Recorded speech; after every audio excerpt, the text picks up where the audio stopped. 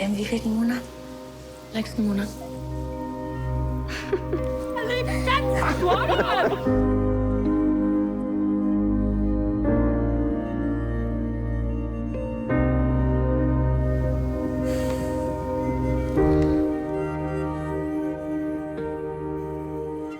Wie sicher ist das denn?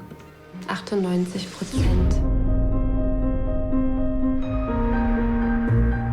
Ich möchte ganz konkret wissen, was wir jetzt tun können. Man kann das nicht beeinflussen. Was machen wir denn jetzt?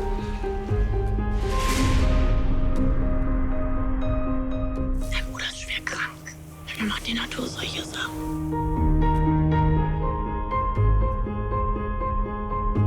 Habt ihr eigentlich mal darüber nachgedacht, das Kind nicht zu bekommen?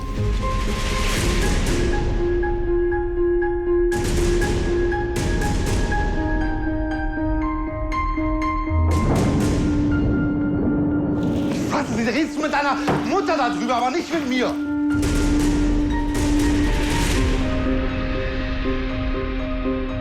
Ist das deine Entscheidung oder unsere?